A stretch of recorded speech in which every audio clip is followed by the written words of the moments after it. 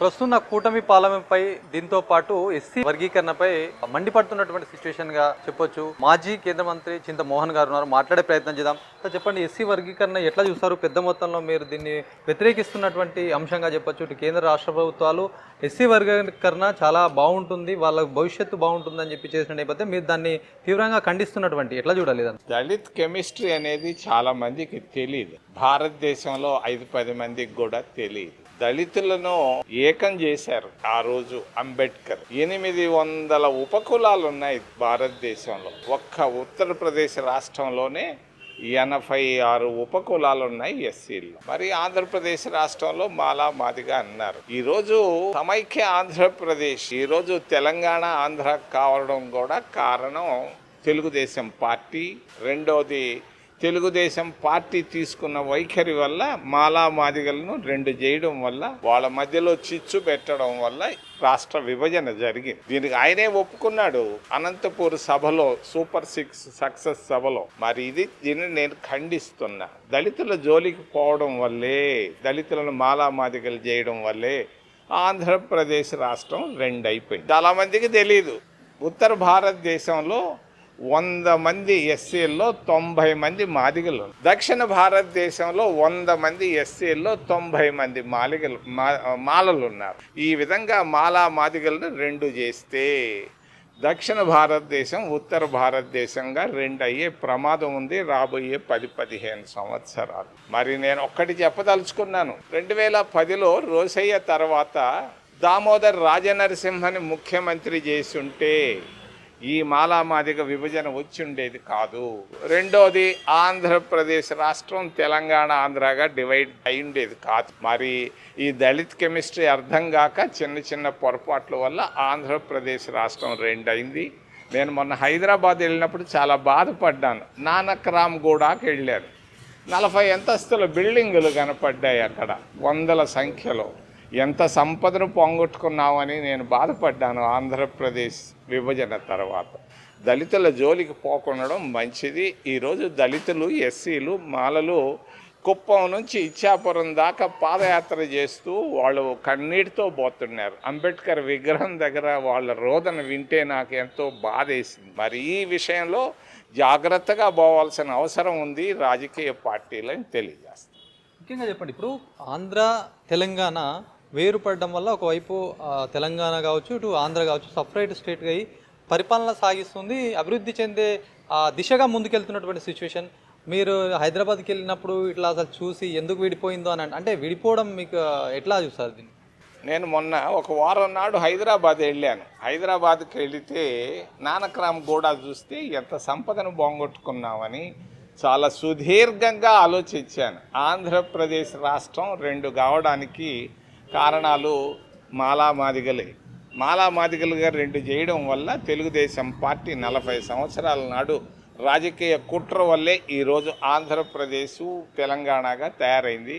దీనివల్ల ఏముంది ఆంధ్రప్రదేశ్ రాష్ట్రంలో, ఈరోజు ఉన్నటువంటి రాష్ట్రంలో? మరి తూర్పు పక్కేమో సముద్రం, మరి పశ్చిమాన రాయలసీమలో రాళ్ళు తప్పించి ఏముంది? అభివృద్ధి అంతా అక్కడ ఆగిపోయి ఉంది.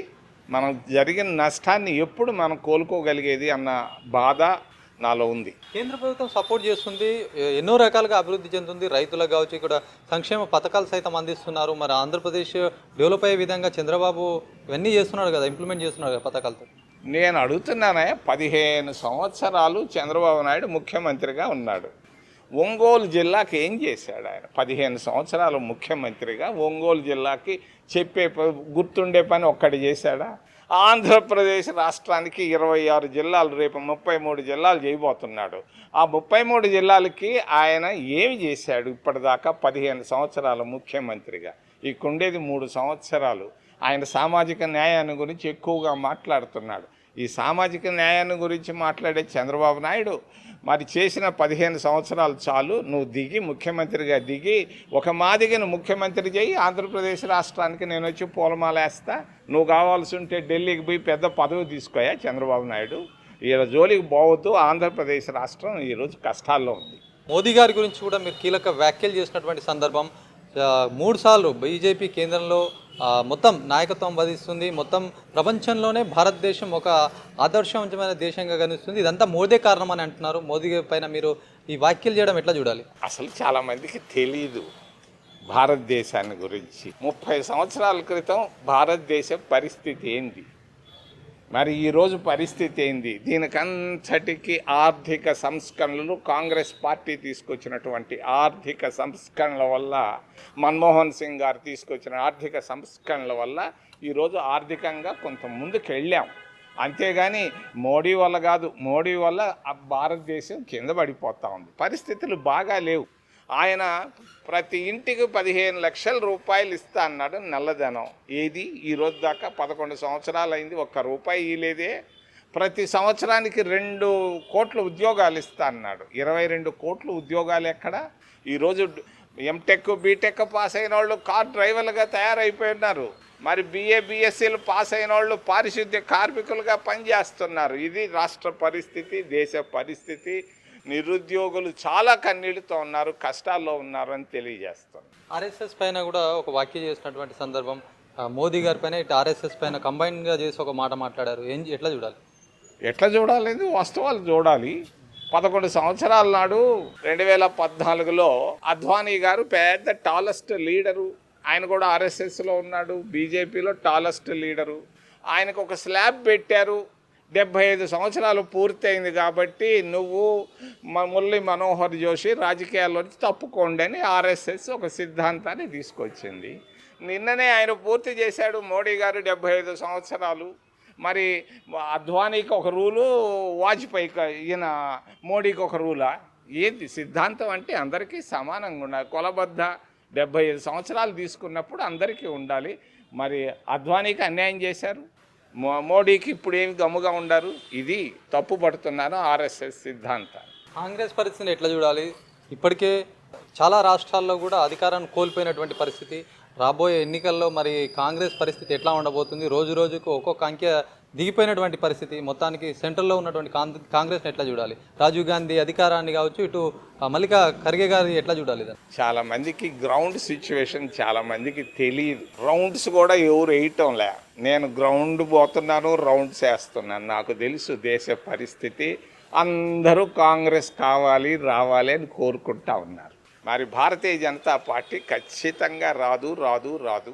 రాబోయే మరి ప్రాంతీయ పార్టీల పరిస్థితులు కూడా అధ్వానంగా ఉన్నాయి. చంద్రబాబు నాయుడు పరిస్థితి కూడా బాగా లేదు. ఆయన అనుకుంటున్నాడు ఊరికే దినానికి 2 ఉపన్యాసాలు ఇచ్చి మీడియాలో తాటికాయంత అక్షరాలు రాయించుకుంటే నేనేదో కొట్టేస్తానని. ఆయన పరిస్థితి కూడా బాగాలేదు. జగన్మోహన్ రెడ్డి కూడా ఊసే లేదు. కాంగ్రెస్ కావాలని ఆంధ్రప్రదేశ్ రాష్ట్రంలో కూడా ముఖ్యంగా ఎస్సీలు, మైనారిటీలు, ఓబీసీలు అందరూ, చదువుకున్న విద్యావంతులు అందరూ, మహిళలు అందరూ, రైతులు కోరుకుంటున్నారు. కాంగ్రెస్ చూస్తే ఆంధ్రప్రదేశ్లో ఎక్కడా ఏ రైతుల పక్షాన పోరాడినట్టు కానీ ఎక్కడా కనిపించింది కాంగ్రెస్ రేపు పొద్దున అధికారంలోకి వస్తుందని ఎట్లా చెప్తారు? చాలామందికి ప్రజానాడి తెలియదు. చాలామంది సిటీల్లో కూర్చొని నాడి ఎట్టుందో తెలీదు. నేను తిరుగుతూ ఉన్నాను. నిన్న నేను కుప్పంలో ఉన్నా, ఈరోజు టంగుటూరుకి వెళ్తున్నా. ప్రజానాడి తెలుసు నాకు, ప్రజానాడి గమనిస్తూ పోతున్నాను. ఆంధ్రప్రదేశ్ రాష్ట్రంలో ఖచ్చితంగా కాంగ్రెస్ పార్టీ రావడం ఖాయం 29. ఇది మొత్తానికి చూడొచ్చు. ఏదైతే ఎస్సీ వర్గీకరణ చాలా మొత్తం అది విడదీసే విధంగా ఉంది. మొత్తం దేశం మొత్తం కూడా అది విడదీసే విధంగా దారితీస్తుంది వర్గీకరణ అని చెప్తున్నారు. ఎస్సీ వర్గీకరణ తాము పూర్తిగా వ్యతిరేకం అని చెప్తున్నారు. మరి బీజేపీ సెంటర్లో ఉండి ఏం చేసింది అని క్వశ్చన్ చేస్తున్నటువంటి పరిస్థితి. రాబోయే కాలంలో కాంగ్రెస్ అధికారంలోకి వస్తుంది, ఇటు స్టేట్లో కావచ్చు, సెంట్రల్లో కావచ్చు అధికారంలోకి వస్తుందని చెప్తున్నారు. మరి బీజేపీ పార్టీ ఇన్నేళ్ళుగా పనిచేసింది, ఎన్నో పథకాలు ఇచ్చినప్పటికీ కూడా ప్రజలు వాటిని నమ్మడం లేదని చెప్పి చింతామోహన్ చెప్తున్నటువంటి పరిస్థితి. కెమెరా పర్సన్ సందీప్తో శ్రీనివాస్, అభినవ్ భారత్, ఒంగోలు నుంచి.